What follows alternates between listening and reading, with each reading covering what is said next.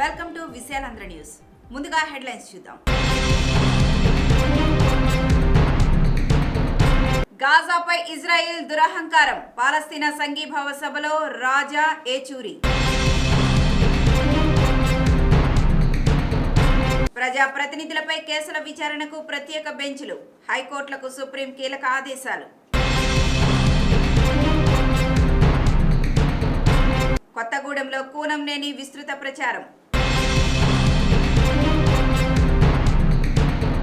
Chandrababu bail పిటిషన్పై 30న supreme విచారణ. ఎలాంటి సమాజంలో బతుకుతున్నాం? ఏపీ హైకోర్టు ఘాటు వ్యాఖ్యలు. కలెక్టర్ సతీమణి ప్రభుత్వ ఆసుపత్రిలో ప్రసవం. పోలవరం ప్రాజెక్టుపై 20న కేంద్రం కీలక సమావేశం. ఉమ్మడి మేనిఫెస్టోపై టీడీపీ జనసేన చర్చలు. మార్కాపురం వైసీపీలో బయటపడ్డ వర్గ విభేదాలు. సహాయకుడికి గుర్తు తప్పనిసరి. తెలంగాణ ఎన్నికల్లో ఈసీ కీలక నిర్ణయం. వ్యూహాత్మకమా కాకతాళీయమా? రాహుల్ వరుణ్ భేటీపై ఆసక్తికర చర్చ. శుభమన్ గిల్ అరుదైన ఘనత. డీటెయిల్స్ లోకి వెళ్దాం. ఆత్మరక్షణ పేరిట గాజాపై ఇజ్రాయెల్ సాగిస్తున్న మారణ హోమాన్ని సిపిఎం సిపిఐ ప్రధాన కార్యదర్శులు డి రాజా, సీతారాం ఏచూరి ఆక్షేపించారు. తక్షణమే కాల్పుల విరమణ అమలు చేయాలని, గాజాలో చిన్నారులు, మహిళలకు రక్షణ కల్పించాలని డిమాండ్ చేశారు. పాలస్తీనాకు సంపూర్ణ మద్దతు ప్రకటించారు. అక్కడ అక్రమ వలసలే ప్రాథమిక సమస్య అని, 1967కి ముందున్న సరిహద్దులతో తూర్పు జెరూసలేం కేంద్రంగా పాలస్తీనా ఏర్పాటు చేయాలని పిలుపునిచ్చారు. 2+2 సదస్సులో పాల్గొనేందుకు అమెరికా రక్షణ, విదేశాంగ మంత్రుల భారత పర్యటనకు నిరసనగా భారత communist party, CPM, CPI, revolutionary socialist party, all India forward bloc ఆధ్వర్యంలో ఢిల్లీలోని హరికిషన్ సింగ్ సూర్జిత్ భవన్లో నిర్వహించిన పాలస్తీనాకు సంఘీభావ సభకు పాలస్తీనా రాయబారి అద్నాన్ అబు అల్హైజా హాజరయ్యారు. పాలస్తీనా ప్రజలపై యూదుల దురహంకారాన్ని ఇజ్రాయెల్ ప్రదర్శిస్తోందని వామపక్ష నాయకులు దుయ్యబట్టారు.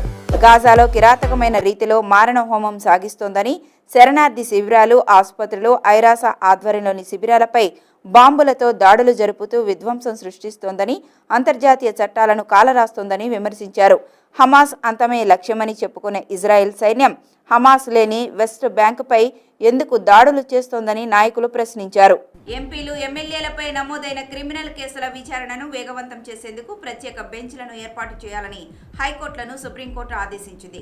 ప్రజాప్రతినిధులపై నమోదైన క్రిమినల్ కేసుల విచారణలను వేగంగా పూర్తి చేసేందుకు ఖచ్చితమైన మార్గదర్శకాలు జారీ చేయడం క్లిష్టమైన ప్రక్రియ అని సుప్రీంకోర్టు ధర్మాసనం వ్యాఖ్యానించింది. ట్రయల్ కోర్టులో అత్యవసరమైతే తప్ప ప్రజాప్రతినిధులపై నమోదైన కేసుల విచారణలు వాయిదా వేయకూడదని ఆదేశాల్లో పేర్కొంది. ఎంపీలు, ఎమ్మెల్యేలపై నమోదైన క్రిమినల్ కేసుల విచారణను వేగవంతం చేసేందుకు చర్యలు తీసుకోవాలని న్యాయవాది అశ్విని ఉపాధ్యాయ దాఖలు చేసిన పిటిషన్పై గురువారం సిజేఐ జస్టిస్ డివై చంద్రచూడ్ నేతృత్వంలోని ధర్మాసనం విచారణ జరిపింది. ప్రజాప్రతినిధులపై పెండింగ్లో ఉన్న కేసుల సత్వర విచారణ కోసం హైకోర్టు ప్రధాన న్యాయమూర్తి అధ్యక్షతన లేదా ప్రధాన న్యాయమూర్తి నియమించిన ధర్మాసనం ప్రత్యేక బెంచ్లను ఏర్పాటు చేయాలని, క్రిమినల్ కేసుల సత్వర విచారణకు అవసరమైన పర్యవేక్షణ కోరుతూ సుమోటో కేసు నమోదు చేయాలని హైకోర్టులను సుప్రీంకోర్టు ఆదేశించింది. కేసుల వివరాలను జిల్లా ప్రత్యేక న్యాయస్థానాల నుంచి సేకరించి హైకోర్టు వెబ్సైట్లో ప్రత్యేక ట్యాబ్ ఏర్పాటు చేసి అందులో పొందుపరచాలని హైకోర్టులకు సూచించింది. తెలంగాణలోని కొత్తగూడెం అసెంబ్లీ నియోజకవర్గంలో కాంగ్రెస్, సిపిఎం, తెలంగాణ జనసమితి బలపరిచిన సిపిఐ అభ్యర్థి కూనంనేని సాంబశివరావుకు మద్దతుగా విస్తృత ప్రచారం చేస్తున్నారు. ఉదయం నుంచే కూనంనేని పార్టీ నాయకులు, శ్రేణులతో కలిసి ప్రచారానికి వెళ్తున్నారు. వివిధ వర్గాల వారిని కలిసి మద్దతు కోరుతున్నారు. గురువారం కాంగ్రెస్ పార్టీ సీనియర్ నేత ఎడబెల్లి కృష్ణను కలిసి మద్దతు కోరారు. ఈ కార్యక్రమంలో సిపిఐ జిల్లా కార్యదర్శి ఎస్కే షాబీర్ బాషా, రాష్ట్ర సమితి సభ్యులు ఎన్ ప్రసాద్, ముత్యాల విశ్వనాథం, పూర్ణచంద్రరావు, ఖురేషి తదితరులు పాల్గొన్నారు. కాంగ్రెస్ పార్టీ సీనియర్ నాయకులు ఆయన గతంలో టీఆర్పీ నుంచి ఓటు 30 సంపాదిస్తున్నారు. ఆ తర్వాత ఇండిపెండెంట్ చేసి 22 మళ్ళీ అప్పటి నుంచి కూడా ఆయన జాతీయంగా ఈ నియోజకవర్గం కాంగ్రెస్ పార్టీ కష్టపడతా ఉన్నారు. ఈ పొందికలో ఇప్పుడు జరిగినటువంటి ఒప్పందాలు సహజంగా ఆయనకి అయితే వస్తుంది. ఇంకా నేను కూడా ఒక దశలో దేనికైనా సిద్ధపడతాం. ఆయన చెప్పినా కూడా మనస్ఫూర్తి చేద్దాం అనుకుంటున్నాం. చెప్పాను కానీ ఈక్వేషన్ నేపథ్యంలో పలు కోణాలు చివరి నిమిషంలో పశువులు కేటాయించారు. దాంతో సహజంగానే నేను ఆర్థికంగా, శారీరకంగా, మానసికంగా కాంగ్రెస్ పార్టీ కోసం బాధపడుతున్నారు. కృష్ణ గారు ఆయన నుంచి దీంతో ఆయన మనసు ఈ క్రమంలో నేను వాళ్ళ దగ్గరికి వచ్చాను. వచ్చి రిక్వెస్ట్ చేశాను. భవిష్యత్తులో కాంగ్రెస్ తరఫున మీకు అన్ని అవకాశాలు వాళ్ళు ఇస్తారు. త్యాగానికి త్యాగం పిల్లలకి అధికారంలో కాంగ్రెస్ కావాలి కాబట్టి అని నేను చెప్పాల్సిన అవసరం బాధ్యత హైకోర్టు చెప్పాను. పెద్ద మనసు ఆలోచించి రేపు భవిష్యత్తు అంతా కూడా కాంగ్రెస్ పార్టీ భవిష్యత్తు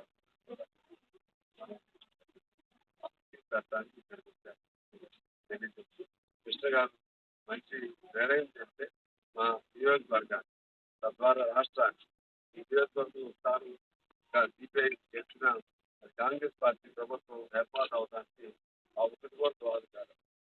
ఆ క్రమంలో కృష్ణ గారిని పెద్ద మనసు ఆలోచించి మంచి నిర్ణయం చేసి కాంగ్రెస్ తరఫున కాంగ్రెస్ మద్దతు నాకు ఒక అవకాశం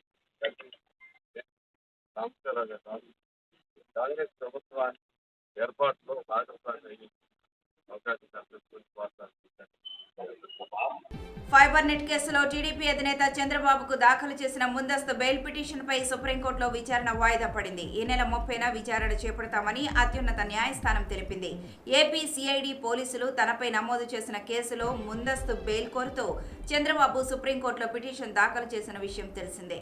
ఈ పిటిషన్పై విచారణ చేపట్టిన సుప్రీంకోర్టు ఫైబర్ నెట్ కేసులో ఈ నెల 30 వరకు చంద్రబాబును అరెస్టు చేయొద్దని ఆదేశించింది. మరోవైపు స్కిల్ డెవలప్మెంట్ కేసులో తీర్పును దీపావళి సెలవుల తర్వాత వెల్లడిస్తామని తెలిపింది. కాగా నిబంధనలకు విరుద్ధంగా మద్యం కంపెనీలకు అనుమతి ఇచ్చారన్న కేసులో ఆరోపణలు ఎదుర్కొంటున్న మాజీ మంత్రి కొల్లు రవీంద్ర ముందస్తు బెయిల్ పిటిషన్పై విచారణను రాష్ట్ర హైకోర్టు ఈ నెల 15వ తేదీకి వాయిదా వేసింది.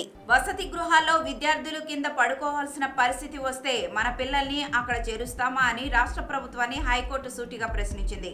పడుకోవడానికి మంచం, పరుపు ఇవ్వడం ప్రభుత్వ కనీస బాధ్యత కాదా అని నిలదీసింది. ఎలాంటి సమాజంలో బతుకుతున్నాం, ఇలాంటి పరిస్థితులు చాలా దురదృష్టకరమని ఆవేదన వ్యక్తం చేసింది.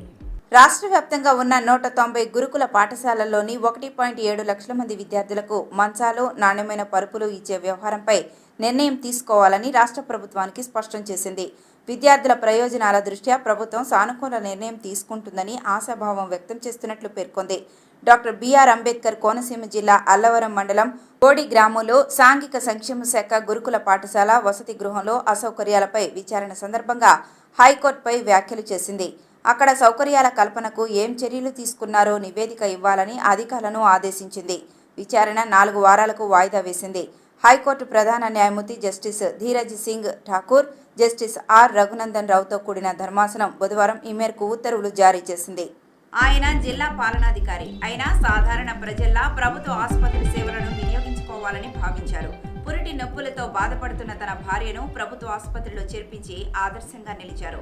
ఆయనే మన్యం జిల్లా కలెక్టర్ నిశాంత్ కుమార్ సతీమణి బుధవారం పార్వతీపురంలోని జిల్లా ఆసుపత్రిలో పండంటి మగబిడ్డకు జన్మనిచ్చారు. సూపరింటెండెంట్ వాగ్దేవి, స్త్రీ వైద్య నిపుణులు పరీక్షలు చేసి పర్యవేక్షించారు. ప్రభుత్వ ఆసుపత్రుల సేవలపై ప్రజలకు మరింత నమ్మకం పెరిగేందుకు ఆయన ఆలోచన దోహదపడుతుందని సూపరింటెండెంట్ పేర్కొన్నారు. గతంలో జేసీగా పనిచేసిన జె ఆనంద్ సతీమణికి ఇక్కడే ప్రసవం చేశారు. పోలవరం ప్రాజెక్టులో కీలక అంశాలపై కేంద్రం కీలక సమావేశం ఏర్పాటు చేసింది. నవంబర్ 20న ఢిల్లీలో కేంద్ర జలశక్తి శాఖ కార్యదర్శి నేతృత్వంలో ఈ భేటీ జరగనుంది. ఎగువ, దిగువ కాపర్ డ్యాంలలో సీపేజీ నివారణ ఎలా అనే అంశంపై ఈ సమావేశంలో ప్రధానంగా చర్చ జరిగే అవకాశం ఉంది. సమావేశానికి హాజరు కావాల్సిందిగా ఏపీ అధికారులకు కేంద్రం ఆహ్వానం పంపింది. పోలవరం ప్రాజెక్టు నిర్మాణ పనులను అనేక కీలక సవాళ్లు ప్రభావితం చేస్తున్నాయి. వీటిని అధిగమించేందుకు కేంద్ర జల సంఘం, జలశక్తి శాఖ ముఖ్యమైన నిర్ణయాలు తీసుకోవాలి. ఇప్పటికే కొత్త డయాఫ్రమ్ వాల్ నిర్మించాలా, ఉన్న డయాఫ్రమ్ వాల్కు సమాంతరంగా కొంతమేర నిర్మించి పాత కట్టడంతో అనుసంధానించాలా అన్న విషయంలో నిర్ణయం తీసుకోవాలి. రాష్ట్ర ప్రభుత్వం కొత్త డయాఫ్రమ్ వాల్ వైపే మొగ్గు చూపుతోంది. మరోవైపు పోలవరంలో ఎగువ, దిగువ కాపర్ డ్యాంలలో సీపేజీ సమస్య నిర్మాణ పనులను ఇబ్బంది పెడుతోంది. దీనిపైన చర్చించే అవకాశం ఉంది. ప్రస్తుతం వరదకాలం వెళ్లిపోయి నిర్మాణ సమయం వచ్చింది. ఈ నేపథ్యంలో 2023-24 పనుల సీజన్లో ఏ పనులు ఎలా చేయబోతున్నారనే కార్యాచరణ రూపొందించి ప్రణాళిక పంపాలని కేంద్రం జలశక్తి శాఖ పోలవరం అధికారులను కోరింది. ఉమ్మడిగా పూర్తిస్థాయి మేనిఫెస్టో రూపకల్పనే ప్రధాన ఎజెండాగా విజయవాడలో టీడీపీ జనసేన సమన్వయ కమిటీ 2వ సమావేశం ప్రారంభమైంది. మేనిఫెస్టో ప్రకటనలోపు ఉమ్మడి కార్యాచరణ దిశగా ప్రజల్లోకి ఐక్యంగా వెళ్లేందుకు ఒక కరపత్రం రూపొందించే అంశంపైన నేతలు చర్చిస్తున్నారు. ప్రజా సమస్యలు, ప్రభుత్వ వ్యతిరేక విధానాలపై ఐక్య పోరాటానికి 100 రోజుల ప్రణాళికను ఈ భేటీలో ఉభయ పార్టీలు సిద్ధం చేసుకోనున్నాయి. ఓటర్ జాబితా అవకతవకలపైన ఉమ్మడి పోరు ప్రణాళికను టీడీపీ, జనసేనలు ప్రకటించనున్నాయి. ఇప్పటికే 2 పార్టీలు ఉమ్మడి జిల్లాల స్థాయిలో ఆత్మీయ సమావేశాన్ని పూర్తి చేసుకున్నందున రానున్న రోజుల్లో నియోజకవర్గాల స్థాయిలోనూ ఆత్మీయ సమావేశాల నిర్వహణపై నేటి భేటీలో నిర్ణయం తీసుకోనున్నారు. తాజా సమావేశానికి తెలుగుదేశం నుంచి నారా లోకేష్, అచ్చెన్నాయుడు, యనమల రామకృష్ణుడు, పితాని సత్యనారాయణ, నిమ్మల రామానాయుడు, పయ్యావుల కేశవ్, తంగిరాల సౌమ్య హాజరవగా జనసేన నుంచి నాదెండ్ల మనోహర్, కందుల దుర్గేష్, పాలవలస యశస్వి, బొమ్మిడి నయికర్, మహేందర్ రెడ్డి, కొటికలపూడి గోవిందరావులు హాజరయ్యారు. అక్టోబర్ 23న రాజమహేంద్రవరంలో 2 పార్టీల తొలి సమావేశం జరగ్గా దానికి కొనసాగింపుగా నేడు 2వ సమావేశం జరిగింది. ప్రకాశం జిల్లా మార్కాపురం వైసీపీలో వర్గ విభేదాలు భగ్గుమన్నాయి. సిట్టింగ్ ఎమ్మెల్యే కుందూరు నాగార్జునరెడ్డిని మళ్లీ గెలిపించుకోవాలని వైసీపీ ఎంపీ విజయసాయిరెడ్డి చేసిన వ్యాఖ్యలపై మాజీ మంత్రి బాలినేని శ్రీనివాసరెడ్డితో పాటు పార్టీ జిల్లా అధ్యక్షుడు జంకే వెంకటరెడ్డి అసంతృప్తితో ఉన్నారు. అక్కడి టికెట్ను వెంకటరెడ్డి ఆశిస్తున్నారు. ఈ నెల 6న నిర్వహించిన వైసీపీ సామాజిక బస్సు యాత్ర సందర్భంగా విభేదాలు బయటపడ్డాయి. బుధవారం కనిగిరిలో జరిగిన బస్సు యాత్రకు బాలినేని, జంకే వెంకటరెడ్డి గైర్హాజరయ్యారు. ఈ నేపథ్యంలో భవిష్యత్ కార్యాచరణపై చర్చించేందుకు తన అనుచరులతో జంకే వెంకటరెడ్డి గురువారం సమావేశమయ్యారు. స్థానిక నేతలతో సంప్రదించకుండా సిట్టింగ్ ఎమ్మెల్యే నాగార్జునరెడ్డిని గెలిపించాలని ఎలా చెప్తారని విజయసాయిరెడ్డిపై అసమ్మతి నేతలు మండిపడ్డారు. జంకే వెంకటరెడ్డితో స్థానిక నేతలు వెన్న హనుమారెడ్డి, పెద్దిరెడ్డి సూర్యప్రకాష్ రెడ్డితో పాటు మరికొందరు ముఖ్య నేతలు సమావేశమయ్యారు. తెలంగాణలో ఎన్నికల ఏర్పాట్లను ఈసీ సమీక్షించింది. ఎన్నికల సందర్భంగా రాజకీయ పార్టీలు, అభ్యర్థులు పాటించాల్సిన నిబంధనల విషయంలో కొన్ని సూచనలు, నిబంధనలు జారీ చేసింది ఎన్నికల కమిషన్. తెలంగాణ ఎన్నికల్లో ఈసీ కీలక మార్పులు చేసింది. ఓటు వేయలేని వారికి సహాయకుడిగా వచ్చే వారి కుడి చేతి చూపుడు వేలుకు ఇకపై ఇంకు పెడతారు. సహాయకుడు అదే బూత్కు చెందిన ఓటరై ఉండాలి. తన ఓటు వేశాకే మరొకరికి సహాయకుడిగా వెళ్లాలి. ఓటు వేసేటప్పుడు ఎడమ చేయి చూపుడు వేలుకు ఇంకు పెడతారు. ఈ మేరకు ఎన్నికల కమిషన్ కీలక మార్పులు చేసింది. తెలంగాణ శాసనసభ ఎన్నికలకు సంబంధించి నామినేషన్ల ప్రక్రియ కొనసాగుతుంది. అందరూ ఎన్నికల కోడ్ పాటించాలని సూచించింది ఎన్నికల కమిషన్. నిబంధనలు పాటించకపోతే కఠినమైన చర్యలు ఉంటాయని హెచ్చరించింది ఎన్నికల కమిషన్. ప్రచారంలో భాగంగా అన్ని రాజకీయ పార్టీలు సువిధ యాప్ ద్వారా ముందస్తు పర్మిషన్ తీసుకోవాలన్నారు. సభలు, సమావేశాలు, ర్యాలీలు నిర్వహించే స్థలం, సమయం తదితర వివరాలను స్థానిక పోలీసు అధికారులకు తెలియజేయాలని తెలిపారు. కుల, మత, భాషలను రెచ్చగొట్టే విధంగా ప్రసంగాలు చేయకూడదని ఈసీ స్పష్టం చేసింది. రాత్రి 10 గంటల నుంచి ఉదయం 6 గంటల వరకు లౌడ్ స్పీకర్లను వినియోగించకూడదన్నారు. నవంబర్ 10వ తేదీ వరకు నామినేషన్లను స్వీకరించనున్నారు. అఫిడవిట్లోని అన్ని కాలమ్స్ను తప్పనిసరిగా అభ్యర్థులకు సూచించారు. నామినేషన్ పత్రాలను ఆన్లైన్ ద్వారా కూడా స్వీకరించడం జరుగుతుందని ఈసీ స్పష్టం చేసింది. పోటీలో ఉండే అభ్యర్థులు తమ క్రిమినల్ రికార్డులను లీడింగ్ న్యూస్ పేపర్స్, టీవీ ఛానళ్లలో పబ్లిష్ చేయాలని తెలిపారు. ఎన్నికల ప్రచారానికి అయ్యే ఖర్చును అధ్యయనం చేసేందుకు కేంద్ర ఎన్నికల సంఘం ప్రతినిధుల బృందం రాష్ట్రంలో ఇప్పటికే పర్యటిస్తోంది. కాంగ్రెస్ అగ్రనేత రాహుల్ గాంధీ, బీజేపీ ఎంపీ వరుణ్ గాంధీ మంగళవారం కేదార్నాథ్లో కలుసుకోవడం ఆసక్తికర చర్చకు తెరతీసింది. బీజేపీకి దూరంగా ఉంటున్న వరుణ్ పార్టీ మారే అవకాశం ఉందన్న వార్తల నేపథ్యంలో ఈ పరిణామం ప్రాధాన్యం సంతరించుకుంది. వరుణ్ గాంధీ కాంగ్రెస్లోకి వస్తారని అనేకసార్లు వార్తలు రాగా తాజా భేటీతో అవి మరోసారి ఊపందుకున్నాయి. ఆయన తృణమూల్ కాంగ్రెస్లోకి వెళ్లే అవకాశం ఉన్నట్లు కూడా వినవస్తోంది.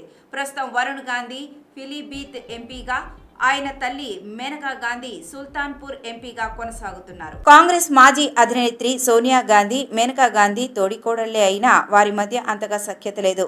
రాహుల్ కంటే వరుణ్ 10 ఏళ్లు చిన్న. వారిద్దరి మధ్య సహృద్భావం ఉంది. 2011లో వరుణ్ తన వివాహానికి రావాల్సిందిగా రాహుల్ను స్వయంగా ఆహ్వానించారు. దానికి సోనియా, రాహుల్ హాజరు కాలేదు. వరుణ్, మేనకా గాంధీలను కాంగ్రెస్ పార్టీలోకి తీసుకోవడంపై సోనియా, రాహుల్ గాంధీలే ఒక నిర్ణయం తీసుకుంటారని పార్టీ నేతలు చెబుతున్నారు. యూపీ రాజకీయాల్లోకి మరో గాంధీ వస్తే ఆయన అధికార కేంద్ర బిందువుగా మారి అనేక సమస్యలు ఉత్పన్నమయ్యే ప్రమాదం ఉంది అని కాంగ్రెస్ ఎమ్మెల్యే అఖిలేష్ ప్రతాప్ సింగ్ అన్నారు. జోరు మీదున్న భారత యువ సంచలనం శుభ్మన్ గిల్ మరో అరుదైన ఘనత అందుకున్నాడు. వన్డే బ్యాటర్ ర్యాంకింగ్స్ లో అగ్రస్థానానికి దూసుకు వెళ్లాడు. ఐసీసీ ప్రకటించిన ర్యాంకింగ్స్ జాబితాలో పాకిస్తాన్కు చెందిన బాబర్ ఆజంను వెనక్కి నెట్టిన గిల్ 830 పాయింట్లతో నంబర్ 1 స్థానాన్ని కైవసం చేసుకున్నాడు. సచిన్ టెండూల్కర్, మహేంద్ర సింగ్ ధోని, విరాట్ కోహ్లీ తర్వాత ఈ ఘనత సాధించిన భారత బ్యాటర్గా రికార్డు సృష్టించాడు. ప్రస్తుత ర్యాంకింగ్స్లో కోహ్లీ, రోహిత్ వరుసగా 4-6 స్థానాల్లో నిలిచారు. బౌలింగ్ ర్యాంకింగ్స్లో సిరాజ్ నంబర్ 1 స్థానాన్ని తిరిగి సొంతం చేసుకున్నాడు. కుల్దీప్ యాదవ్, బుమ్రా, మహమ్మద్ షమి వరుసగా 4, 8, 10 ర్యాంకుల్లో నిలిచారు. ఆల్రౌండర్ల ర్యాంకింగ్స్లో షకీబుల్ హసన్ బంగ్లాదేశ్ నంబర్ 1గా కొనసాగుతున్నాడు. రవీంద్ర జడేజా 10వ స్థానంలో ఉన్నాడు. ఈ వార్తలు ఇంతటితో సమాప్తం. నమస్కారం.